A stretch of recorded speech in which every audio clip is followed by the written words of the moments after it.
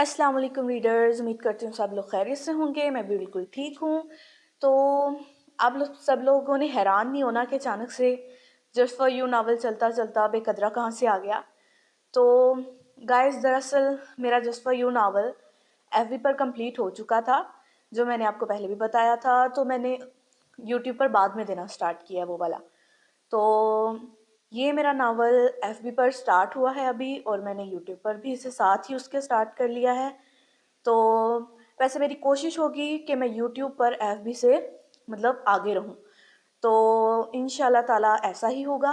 तो चले हम स्टार्ट करते हैं अपने नावल की फर्स्ट एपिसोड। नावल नेम है बेकदरा, एपिसोड है 1 और राइटर है मानिया खान यानी कि मैं। वो रात उसकी ज़िंदगी की सबसे काली और लंबी रात थी। उस रात उसने अपना सब कुछ गंवा दिया। उसके अपनों ने उसका यकीन नहीं किया, बल्कि उस शख्स का भरोसा किया। उन सब की बेयकीनी ने उसकी ज़ात को, उसके किरदार को दो कौड़ी का कर दिया। बाबा का तो ठीक था, क्योंकि उन्होंने कभी प्यार से बात तक न की थी, पर आज अम्मी ने भी उसका यकीन नहीं किया। उसका दिल चीख चीख कर रोने को कर रहा था, पर वो रोती किस लिए? उस वजह से कि उसके अपनों ने ही इसका एतबार नहीं किया। नहीं, वो नहीं रोएगी। आज के बाद वो नहीं रोएगी, खासकर उन अपनों को याद करके जिन्होंने उसका यकीन नहीं किया था। उसने खुद से वादा करते आंसू बेदर्दी से साफ किए थे, और फिर से सड़क पर चलना शुरू कर दिया कि तभी किसी ने इसको बाजू से पकड़कर अपनी जानिब खींचा था। Scene shifted. अम्मी, अम्मी कहाँ हैं आप? वो कब से अपनी अम्मी को आवाज़ें दे रही थी। आज उसकी खुशी संभाले नहीं संभल रही थी। वो अपनी खुशी में हर बार ऐसे ही अम्मी को आवाज़ें देती थी। इस बार भी अपनी अम्मी को ही आवाज़ें दे रही थी, क्योंकि एक वो ही तो थी इसकी दोस्त और हमदर्द।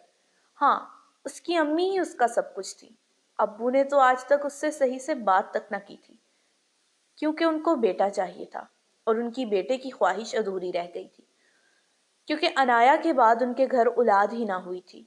यही वजह थी कि अनाया के साथ अब्बू का रवैया बहुत सख्त था। इसी वजह से अनाया उनसे डरती थी। अभी वो फिर से उन्हें पुकारती कि शगुफ्ता बेगम, अनाया की अम्मी, किचन से बाहर आईं। क्या बात है अनाया, क्यों इतना शोर कर रही हो? शगुफ्ता बेगम ने आते ही अनाया से पूछा था। अम्मी, अम्मी, आज मैं बहुत खुश हूँ। इससे पहले कि शगुफ्ता बेगम कुछ और बोलती, अनाया ने उन्हें गोल गोल घुमाना शुरू कर दिया था। शगुफ्ता बेगम ने बड़े गौर से उसके खुशी से चमकते चेहरे को देखा था। सुनहरी आंखें, दराज पलकें, छोटी सी नाक, गुलाबी होंठ, सफ़ेद रंगत में खुली घुली सुर्खी और चेहरे पर मासूमियत। हाँ, वो बेतहाशा हुस्न की मालिक थी। बेशक वो पहली ही नज़र में किसी का भी दिल धड़का सकती थी। शगुफ्ता बेगम ने दिल ही दिल में उसकी नज़र उतारी थी और हमेशा उसे ऐसे ही खुश रहने की दुआ दी थी। पर कभी कभी हर दुआ कबूल नहीं होती। ओहो अम्मी, कहाँ खो गईं? शगुफ्ता बेगम अनाया की आवाज़ पर ख्यालों से निकली थी। कुछ नहीं, तुम बताओ, क्यों इतनी खुश हो? शगुफ्ता बेगम ने अनाया से पूछा। अम्मी, आज मेरा रिजल्ट आया था, एंड गेस व्हाट, मैंने फर्स्ट पोजीशन ली है। वो खुशी से उन्हें बताने लगी। वाह भाई, मुबारक हो मेरी जान। शगुफ्ता बेगम उसकी बलाएं लेती बोली थी। अच्छा चलो शाबाश, तुम मुंह हाथ धोकर आओ, मैं तुम्हारे लिए खाना लगाती हूँ। शगुफ्ता बेगम प्यार से उसका चेहरा थपथपा कर बोली। ओके अम्मी, बस अभी आई। अनाया जल्दी से कहती ऊपर अपने कमरे की तरफ बढ़ी थी, क्योंकि भूख तो उसे वाकई बहुत लगी थी। जबकि पीछे शगुफ्ता बेगम उसकी जल्दबाजी देख नफी में सर हिलाकर रह गई थी। Scene shifted. गाड़ी बड़ी सी इमारत के सामने रुकी थी। ड्राइवर ने जल्दी से गाड़ी का पिछला दरवाज़ा खोला था और वो मगरूर शहजादा बड़ी आन से बाहर निकला था।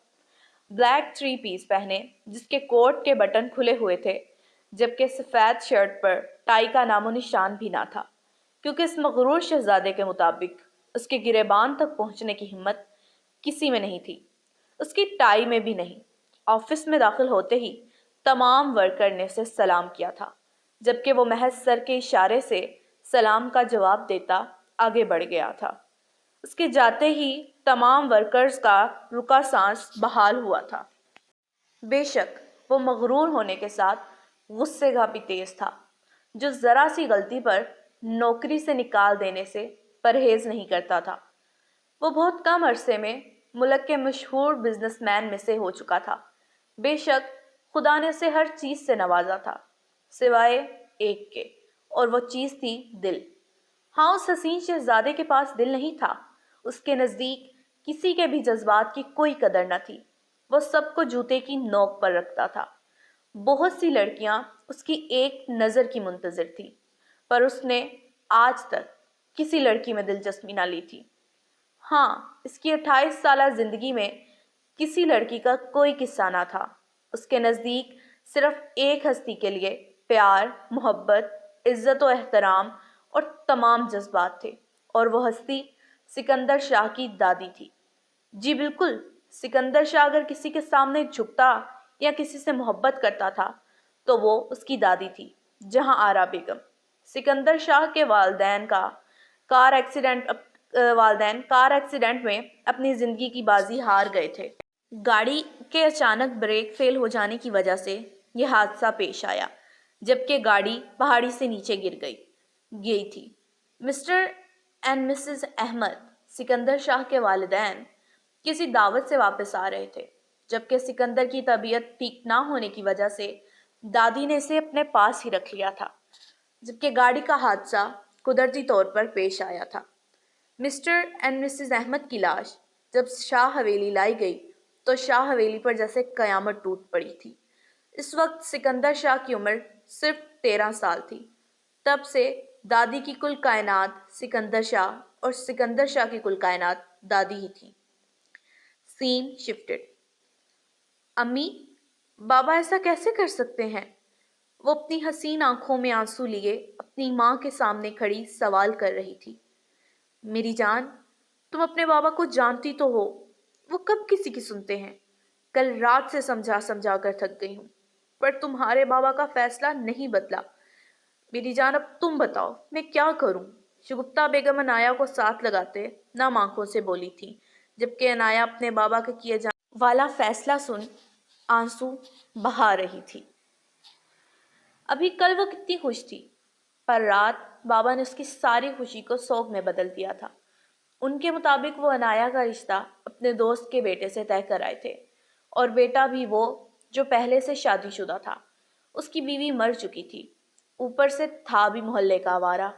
अम्मी तो बाबा को समझा समझा कर थक गई थी कि अभी अनाया सिर्फ 18 साल की है, पर बाबा अपने फैसले से पीछे नहीं हटे।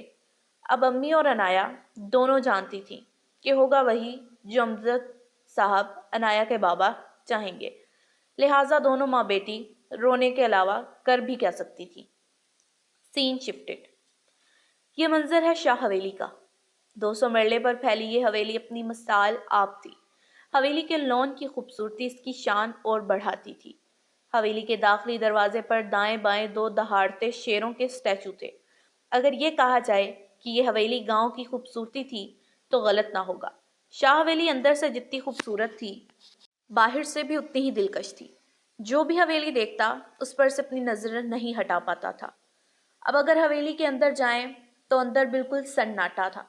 हॉल में दाखिल होते ही बाएं दीवार पर लगी मोर की शक्ल की घड़ी, जिसको देखते ही कोई भी इंसान इस घड़ी के महंगे और कीमती होने की गवाही दे सकता है, रात के 9:45 के हिस्से दिखा रही थी। तमाम मुलाजिम 8 बजे ही अपने काम खत्म करते अपने क्वार्टर में जा चुके थे। इस हवेली में टोटल 15 कमरे होने के बावजूद इस्तेमाल में सिर्फ 2 कमरे थे। एक बीजान सिकंदर की दादी का, जो नीचे वाले पोर्शन में था, जबकि दूसरा सिकंदर शाह का, जो ऊपर वाले पोर्शन में था। बीजान तो नमाज पढ़कर कब की सो चुकी थी, लेकिन अगर सिकंदर शाह के कमरे के अंदर झांकें तो करमदाद, सिकंदर का खास मुलाजिम, उसके सामने सर झुकाए खड़ा था, जबकि सिकंदर शाह हमेशा की तरह चेहरे पर संजीदगी लिए माथे पर बर डाले करमदाद को जवाब तलब निगाहों से देख रहा था। जवाब दो करमदाद, मैंने तुमसे कुछ पूछा है। अचानक कमरे में उसकी खूबसूरत, भारी मगर गुस्से से भरपूर आवाज गूंजी। मैं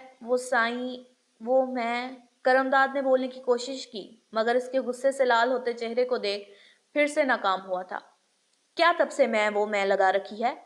تمہیں میں نے 3 دن دیے تھے اس لڑکی کا سارا بایو ڈیٹا نکلوانے کو، اور تم 3 دن بعد بھی میرے سامنے خالی ہاتھ کھڑے ہو۔ کہاں ہے ساری ڈیٹیل؟ شاہ کی غصے سے بھری آواز ایک بار پھر کمرے میں گونجی تھی۔ سائیں، وہ جو آپ نے گاؤں کے کام دیے تھے، ان کاموں کو دیکھتے ہوئے ہی 3 دن گزر گئے۔ مگر سائیں، کل شام تک اس لڑکی کی ساری انفارمیشن آپ کے پاس ہوگی۔ آخر کرمداد نے ہمت کرتے کہہ ہی دیا تھا۔ ٹھیک ہے، کل شام مطلب کل شام۔ اگر کل بھی تم خالی ہاتھ آئے تو تمہارے میرے ہاتھوں خیر نہیں۔ اب تم جا سکتے ہو۔ سکندر شاہ نے پہلی بات اس کی طرف سرخ آنکھوں سے دیکھتے غصے سے کہی تھی، جبکہ آخری بات دروازے کی طرف اشارہ کرتے کہی تھی۔ جو حکم سائیں، کرمداد فرما برداری سے کہتے سر کو خم دیتے کمرے سے نکلا تھا، جبکہ شاہ کی آنکھوں کے سامنے 3 دن پہلے کا واقعہ گزرا تھا۔ اس واقعے کو یاد کرتے شاہ کی آنکھوں میں پھر سے سرخی اتر آئی تھی، اور ہاتھوں کی مٹھی سختی سے بند کرتے اس نے اپنا غصہ ضبط کرنے کی کوشش کی تھی، لیکن تھوڑی ہی دیر بعد کمرے کی چیزیں اس کے غصے کا نشانہ بنی تھی۔ You have to pay for this۔ تم ساری زندگی یاد رکھو گی کہ سکندر شاہ نام کس بلا کا ہے۔ کمرے کی چیزوں پر غصہ نکال کر اب وہ بیڈ پر بیٹھا اس لڑکی سے مخاطب تھا، اور کمرے میں بکھری چیزیں اپنی بے قدری پر ماتم کنا تھیں۔ سین شفٹڈ۔ 3 دن پہلے عنایا جو شگفتہ بیگم کے ساتھ شاپنگ کرنے مال میں آئی تھی، بھوک کا احساس ہونے پر ان سے اجازت لیتی مال میں بنے فوڈ ایریا کی طرف آئی۔ اس سے پہلے کہ وہ اندر داخل ہوتی، اندر سے آتے انسان سے بری طرح ٹکرائی تھی۔ دونوں اپنے دھیان میں ہونے کی وجہ سے ایک دوسرے کو دیکھ نہ سکے تھے۔ سکندر شاہ جو یہاں ایک میٹنگ کے سلسلے میں آیا تھا، اب واپس جا رہا تھا۔ فون پر میسج ٹائپ کرتے اپنے سیکرٹری کو ہدایت دے رہا تھا، جبکہ کرمداد اس کے پیچھے چل رہا تھا کہ اچانک فوڈ کارنر سے باہر نکلتے کسی نازک وجود سے ٹکرایا تھا، جس کے بدلے اس کا فون زمین کو سلامی دے گیا تھا۔ What the hell of this؟ اس نے غصے سے سامنے والے پر چیختے کہا تھا، جبکہ سامنے والا ابھی تک یہی سمجھنے کی کوشش میں تھا کہ وہ کسی انسان سے ٹکرائی ہے یا کسی چٹان سے۔ I'm sorry sir، میں نے دھیان نہیں دیا۔ عنایا اپنی غلطی نہ ہونے کے باوجود معافی مانگ کر آگے جانے لگی۔ اس سے پہلے کہ وہ آگے بڑھتی، سکندر شاہ نے اس کا ہاتھ پکڑ اسے روکا تھا۔ کہاں؟ میرا فون کون اٹھائے گا؟ سکندر شاہ نے اس کو روک کر کہا، جبکہ اس کے ہاتھ پکڑنے پر عنایا کے جسم میں کرنٹ دوڑ گیا تھا۔ اسے کب کسی نامحرم نے چھوا تھا؟ تو بس ایک دم عنایا کا ہاتھ اٹھا تھا اور سکندر شاہ کے منہ پر اپنا نشان چھوڑ گیا تھا، اور ادھر سکندر شاہ کی عنایا کے ہاتھ پر گرفت چھوٹی تھی اور آنکھیں غصے سے لال ہوئی تھیں۔ اس اچانک اٹھنے والے ہاتھ سے عنایا کا خود ہاتھ منہ پر گیا تھا۔ اس کا مقصد ایسا بالکل نہ تھا۔ اس نے تو آج تک کسی مکھی کو بھی نہیں مارا تھا، کہاں کسی انسان کو تھپڑ مارنا۔ سکندر شاہ کی غصے سے ہوتی لال آنکھیں دیکھ عنایا ڈر کر 2 قدم پیچھے لیتی واپس بھاگ گئی تھی، جبکہ سکندر شاہ نے ارد گرد دیکھا تھا۔ وہاں موجود سب لوگوں کی نظریں سکندر شاہ پر تھیں۔ کرمداد، سکندر شاہ اچانک دھارا تھا۔ جی سائیں۔ کرمداد خود اس سچویشن میں پریشان کھڑا تھا۔ سکندر شاہ کی آواز پر جلدی سے بولا تھا، مجھے اس لڑکی کی ساری ڈیٹیل 3 دن کے اندر چاہیے۔ سنا تم نے؟ وہ پھر غصے سے دھاڑا تھا۔ جو حکم سائیں۔ کرمداد سر کو خم دیتے فوراً بولا، جبکہ شاہ کی نظریں ابھی بھی اس رستے پر تھی۔ تم پچھتاؤ گی۔ تم وہ پہلی ہستی ہو جس نے سکندر شاہ پر ہاتھ اٹھایا ہے، اور تم اس کی قیمت چکاؤ گی۔ وہ اس سے تصور میں مخاطب ہوا تھا، جبکہ شگفتہ بیگم تک پہنچتے عنایا خود کو نارمل کر چکی تھی۔ حال ان 3 دنوں میں عنایا تو واقعی بھول چکی تھی، پر سکندر شاہ نہیں۔ وہ اس تھپڑ کو اپنی انا کا مسئلہ بنا بیٹھا تھا، اور عنایا کو خبر بھی نہ تھی کہ آگے اس کی زندگی کو عذاب بنانے کی کوئی مکمل تیاری کر بیٹھا ہے۔ سین شفٹڈ۔ عنایا، وہ جو کل سے رشتے کی بات پر کمرے میں بند آنسو بہا رہی تھی، امی کے پکارنے پر اپنی سوجی اور لال آنکھوں سے ان کی طرف دیکھا تھا۔ عنایا کی حالت دیکھ شگفتہ بیگم کی آنکھوں میں بھی آنسو آ گئے تھے، لیکن یہاں وہ خود مجبور تھی۔ ان کے شوہر کے سامنے چلتی کب تھی ان کی؟ انایا، تمہارے بابا نے تمہاری شادی کی تاریخ ایک ماہ بعد کی رکھتی ہے، شگفتہ بیگم نے نظریں چراتے اس سے کہا تھا۔ امی؟ انایا کی آواز میں بے یقینی تھی، جیسے ان سے کہنا چاہتی ہو کہ آپ اس بار بھی کچھ نہ کر سکی، جبکہ انایا کی آواز میں رقم بے یقینی پر شگفتہ بیگم کو اپنی بے بسی پر پھر سے رونا آیا تھا۔ امی آپ کچھ کریں نا، پلیز مجھے اس جمال سے شادی نہیں کرنی۔ اچانک وہ شگفتہ بیگم کے ہاتھ تھام کر بولی تھی۔ انایا میری جان، اگر میرے بس میں ہوتا تو میں ضرور کچھ کرتی، پر میں خود بے بس ہوں۔ کون سی ماں اپنی اولاد کو جانتے بوجھتے گھائی میں دھکیلتی ہے؟ ہاں، پر اگر مجھے کوئی رستہ ملا تو میں تمہیں اس دلدل سے نکالنے سے گریز نہیں کروں گی، شگفتہ بیگم نے انایا کو گلے لگا کر تسلی دیتے ہوئے کہا تھا۔ سین شفٹڈ۔ سائیں، اس فائل میں اس لڑکی کی ساری ڈیٹیل ہے۔ کرمداد کے کہنے پر اس نے اسے بولنے کا اشارہ کرتے خود آفس چیئر سے ٹیک لگائی تھی۔ سائیں، نام انایا امجد خان ہے، عمر 18 سال، 2 دن پہلے 12ویں جماعت کا رزلٹ آیا ہے اور اس نے اپنے کالج میں ٹاپ کیا ہے۔ باپ کا اپنا کپڑے کا کاروبار ہے، مگر باپ کو اس سے کوئی لگاؤ نہیں، کیونکہ اس کے باپ کو بیٹے کی چاہت تھی۔ کل ہی اس کے باپ نے اپنے دوست کے بیٹے سے اس کی شادی طے کی ہے، جو پہلے سے شادی شدہ ہے۔ اس کی بیوی کی موت ہو چکی ہے اور 2 بچے ہیں اس کے۔ کرمداد نے کسی ماہر رپورٹر کی طرح اسے ساری معلومات دی تھی اور فائل ٹیبل پر رکھی تھی۔ سکندر شاہ نے اپنے سامنے ٹیبل پر رکھی فائل کو اٹھا کر کھولا تھا۔ تم اس ثنایا امجد خان، تیار ہو جاؤ مجھ پر ہاتھ اٹھانے کا بدلہ چکانے کے لیے۔ کتھئی آنکھوں میں چمک لیے وہ فائل میں موجود اس کی تصویر سے مخاطب ہوا تھا۔ کرمداد؟ جی سائیں۔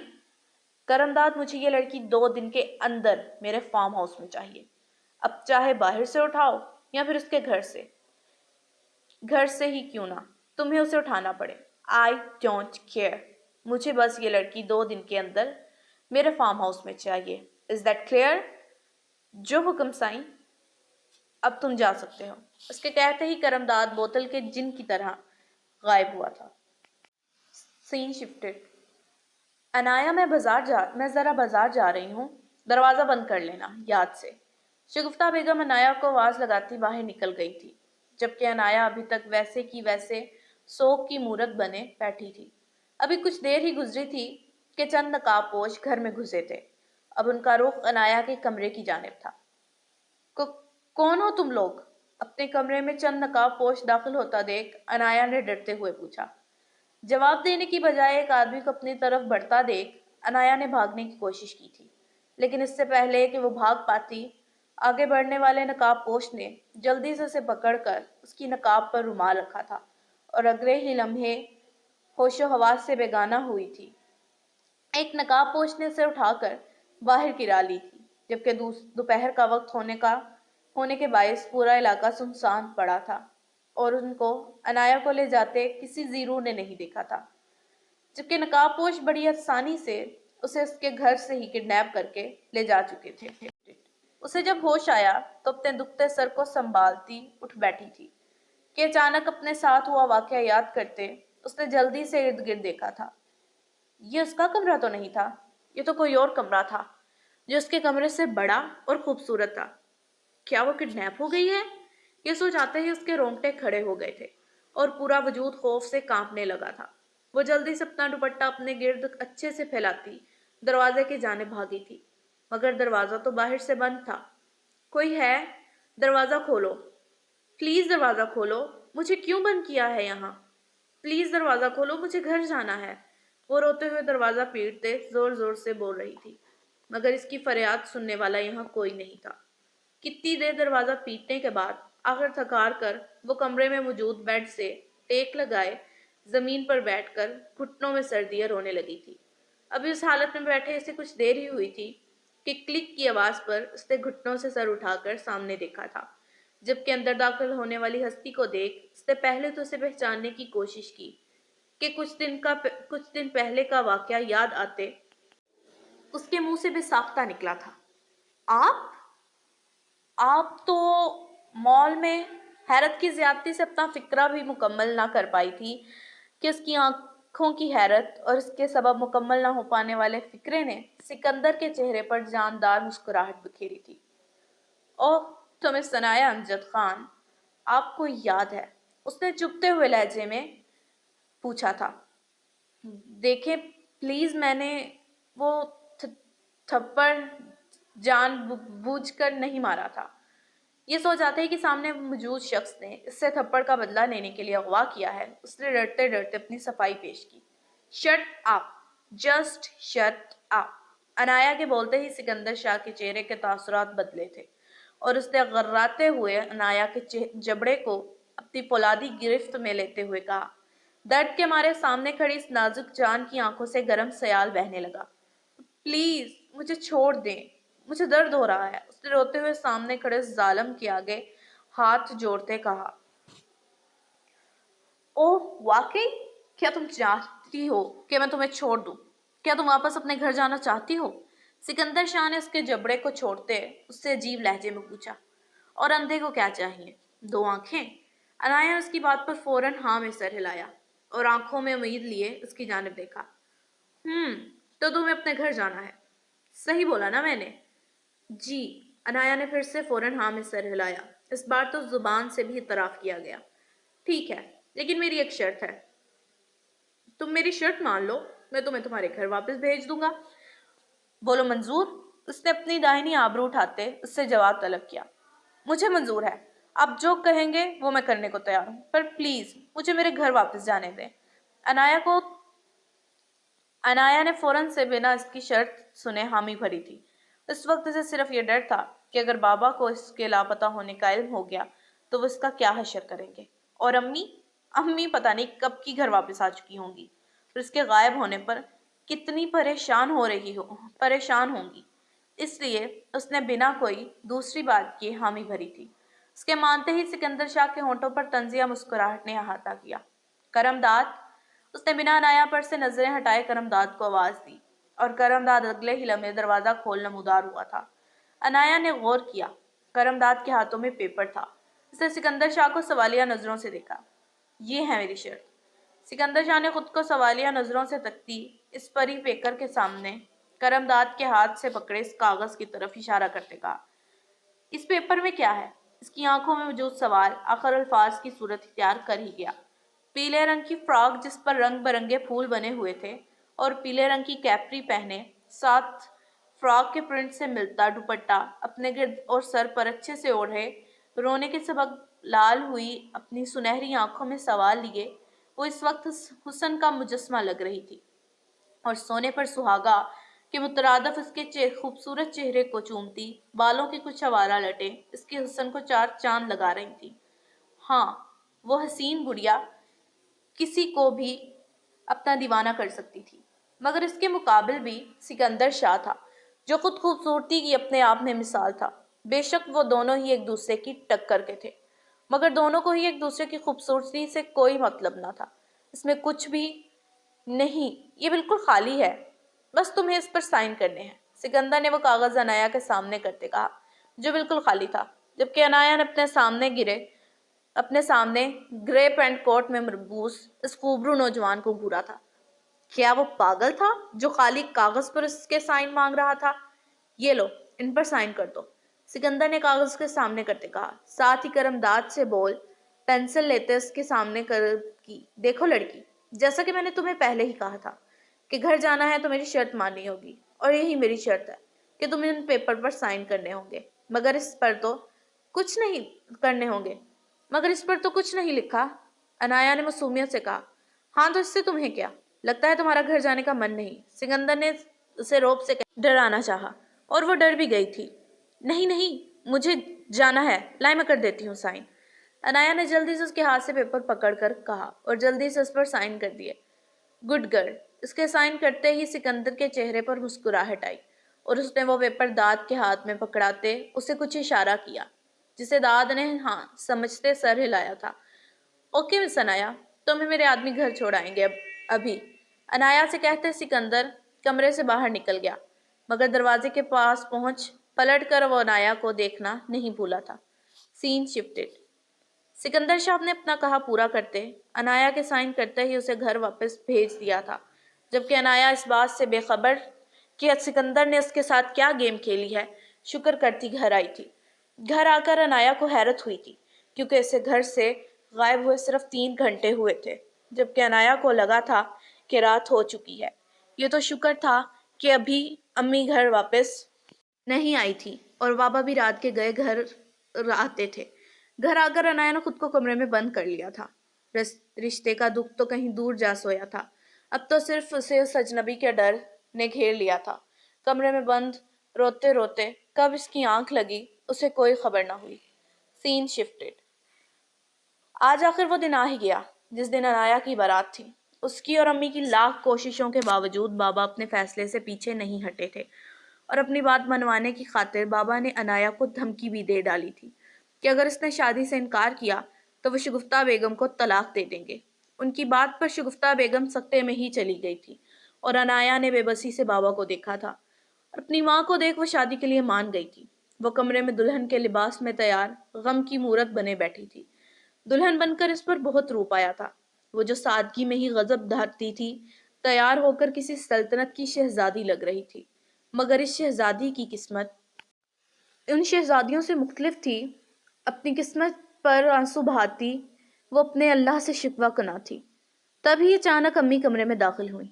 अनाया, वो उसे पुकारती बहुत जल्दी में लग रही थी। उसने अम्मी की तरफ अपनी आंसुओं से लबरेज आंखों से देखा और अचानक उनके गले लग हिचकियों से रोती उनको भी रुला गई थी। अम्मी ने उसे खुद से प्यार से दूर करते उसके आंसू साफ किए और उसका चेहरा अपने हाथों में भरा। मेरी जान, मेरी बात ध्यान से सुनो। तुम तुम अभी यहाँ से अभी शगुफ्ता बेगम अपनी बात पूरी करती कि बाहर से बारात आने का शोर उठा था। आवाज पर दोनों माँ बेटी ने दिल पर हाथ रखा। इतनी जल्दी बारात आ गई? अभी तो वक्त था ना बारात आने में, अम्मी ने खौफजदा होते कहा। न जाने क्यों अनाया का दिल ना खुश अंदाज में धड़का था। अनाया, मेरी बात सुनो। तुम जल्दी से यहाँ क्या कर रही हो तुम? बारात आ गई है बाहर, आओ जल्दी। इससे पहले अम्मी अपनी बात फिर से मुकम्मल करती, अब्बू ने कमरे में दाखिल होते कहा। अम्मी ने उदास और नम आंखों से अनाया को देखा और अब्बू के पीछे ही कमरे से बाहर निकल गई। अब तो उनकी आखिरी उम्मीद भी टूट गई थी अपनी बेटी को बचाने की। अब तो शायद उनकी बेटी की किस्मत में ही ये शादी लिखी थी। Scene shifted. वो अपने कमरे से तैयार होकर निकलता, साथ अपने हाथ पर घड़ी बांध रहा था। आज उसके चेहरे पर अजीब सी चमक थी। दाद, उसने बाहर निकलते ही करमदाद को आवाज दी थी। अगले ही पल दाद उसके सामने हाजिर था। दाद, जो तुम्हें काम सौंपा था वो मुकम्मल है ना? उसने दाद के सामने आते ही सवाल किया। जी साईं, मुकम्मल है, दाद ने फौरन जवाब देते कहा। और वो मगरूर शहजादा इसका जवाब सुनते ही सरशारी भरी मुस्कुराहट लिए आगे बढ़ा था कि अचानक दादी की आवाज पर पलटा था। शाहू बेटा, कहीं जा रहे हो? सिकंदर को दादी प्यार से शाहू कहती थी और अक्सर ऐसा होता था कि सिकंदर ऑफिस से जल्दी आ जाता था, मगर वो फिर कहीं और नहीं जाता था। या तो अपने कमरे में आराम करता या फिर अपनी दादी के साथ गुजारा करता था। मगर आज वो घर आकर फिर से तैयार होकर कहीं जा रहा था। दादी की हैरत बनती थी, इसलिए उन्होंने उससे सवाल किया। बीजान की आवाज सुनते उसके होंठों पर जिंदगी से भरपूर मुस्कुराहट आई और वो वापस पलटता उनके पास आया। उनके दोनों हाथ चूम उस बाप में सर हिलाने से मुखातिब हुआ। जी बीजान, बहुत जरूरी काम से जा रहा हूँ, बस किसी का उधार लौटाना है। वो पहली बात उनसे मोहब्बत से कहते आखिरी बात को दांत पीसते हुए बोला और बिना उनकी सुने करमदाद को चलने का इशारा करते बाहर की जाने बढ़ गया। सिकंदर की गाड़ी के पैसेंजर सीट पर बैठते ही करमदाद ने ड्राइविंग सीट संभाली।